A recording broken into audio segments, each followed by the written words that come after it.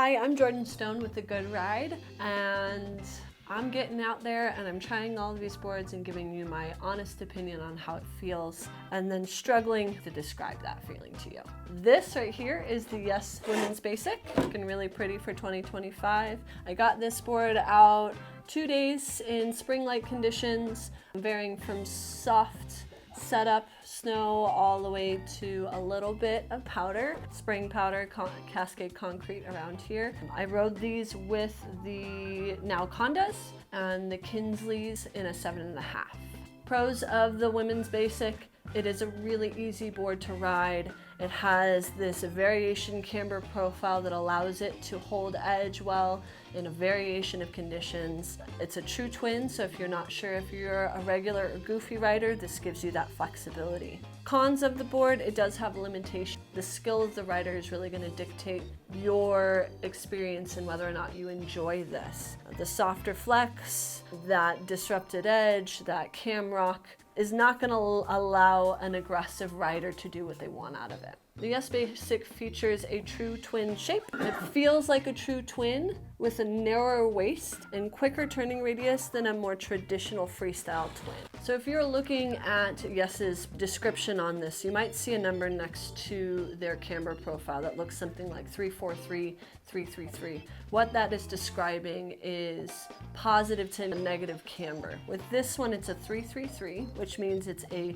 rocker to camber to rocker, and they are equal distance. 3 millimeters of rocker, 3 millimeters of camber to 3 millimeters of rocker. The rocker on this is underneath the inserts. That camber is between the feet. You're also going to see an early rise on this tip and tail. So it's camber just about an inch or so past the inserts here. You can kind of see right to here with that rocker.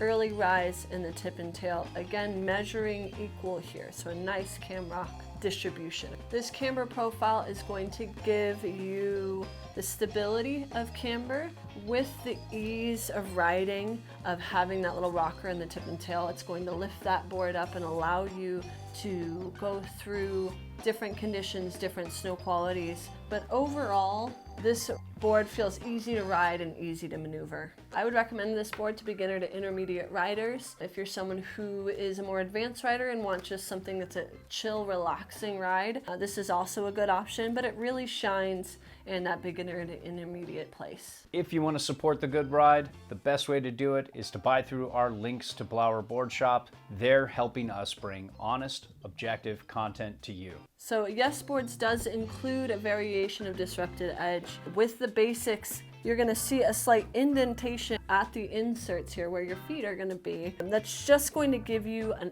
extra contact point at both of these places and give you way more edge hold, way more stability when you go onto edge. So when you combine this disruption with that cam rock, this has exceptional edge hold, especially for a beginner to intermediate rider. You're going to feel very solid going from heel to toe, transitioning from heel to toe, especially at slower speeds, which sometimes a camber profile can be tricky. This one does well on green slopes, blue slopes. So I did notice at higher speeds, and I tried to recreate this, but I've noticed it, BC noticed it, a lot of the reviewers through The Good Ride noticed this, that at higher speeds when you are doing more laid out turns, so leaning into the turns, that there'd be a catch. My guess, and our best educated guess, is that it was just this transfer onto that underbite, onto that disrupted edge, and that it kind of almost pulled you into it when you weren't quite prepared. A little bit of detuning of that connection point from the underbite out to the tip and tail actually mitigated it for me. I just took that out, made it a little smoother, and it went away. So something to be aware if you are a more intermediate or progressive advanced rider. You may need to do some detuning to get this to ride the most secure. Women's Basic, flex personality on this. They rank it as a mid-soft board, beginners to intermediate. As you can tell here, definitely a softer board, very friendly when it comes to the ability to flex into this. Coming down here to the tail, you're also going to see a little stiffer, gives a little more feedback, a little bit more pop. I did not find it had enough stiffness to kind of rebound that you're gonna see on a stiffer board. Good enough if you're just practicing the basics. If you just wanna learn how to ollie, you wanna be able to transfer from the middle of the board to the tail of the board, but definitely not something that is going to compound and give you more pop, more lift with your effort. So the rider's experience on this board when it comes to uneven snow is gonna be directly dictated by the skill level of the rider. At faster speeds, on uneven snow, I found that this board felt soft.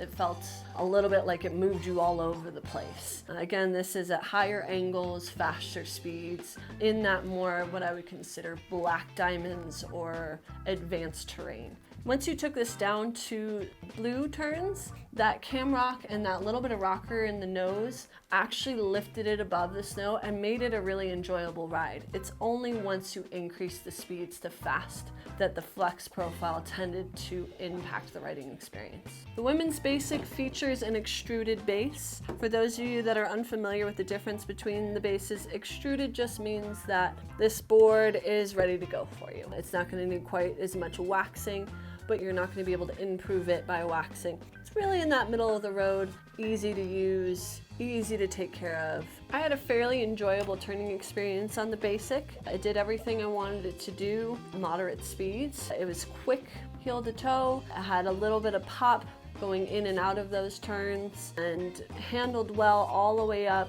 till about black diamonds, higher pitched slopes. Once it did start increasing speed and increasing skill, or even trying to lay out those turns, so actually kind of leaning in, I call them lazy turns, where you just use your entire body to turn, this board started to wash a bit. It wouldn't hold that. I was not able to get this board into a true carve or a circle carve. Again, it required a little bit more speeds, and this board just didn't really hold in that. So I was not able to get this board into any powder conditions, but my educated kind of experience just based on how this board is designed, it is a true twin. There is zero taper and a pretty narrow nose. Anytime you get this into a deeper powder conditions, it would require the rider to set their stance back and to load the back of the board, likely fatiguing the rider. It would just require more work.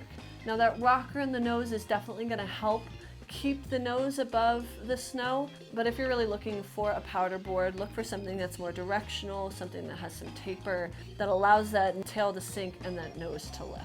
Other than its ability to ride switch, there's very little about this board that would give me the impression that it's a good park board. The disrupted edge on the sides could be a catchy point. The camber and that rocker might make buttering on the boxes here kind of unstable and might push you off of boxes. There's not a lot of response, there's not a lot of pop to the board, so going off of jumps, you're not going to get that feedback from it. Now, if you're beginner intermediate, you just want to see what it feels like. Sure, smaller parks, the kiddie parks, if you want bigger boxes, you'd be able to go on this, but if you want to progress into a park environment, I recommend finding something camber with a similar profile and then detuning that edge to keep it from getting catchy. So it's one redeemable quality as far as freestyle goes, is it does have that phenomenal edge hold. If you were someone that wanted to take this into a mini pipe or even a full-size pipe, I know that that edge would really hold all the way up that side wall. It may feel a little insecure transferring off of that edge, but I imagine if you're going into the pipe there, you have some skill, you could be able to pop off that tail and get around onto your opposing edge. But I think it'd handle all right in a pipe setting. Overall, women's basic from Yes really embodies its name. This board is designed for beginners to intermediate riders who really want to perfect the basics. They want to be able to have a variation of turning radiuses, lower angle slopes. They want to learn how to go edge to edge and using a camber profile that's secure, that doesn't feel super catchy. However, it has limitations. I would not boast this as an advanced board. It left a little bit to be desired. Wasn't super fast, didn't feel super secure, wasn't able to carve, kind of left me wanting more. So if you are an advanced rider, I recommend looking at some other boards. Yes, Hell Yes is a really great option for advanced riders, or even looking at a directional board that's going to have a more all-mountain capacity.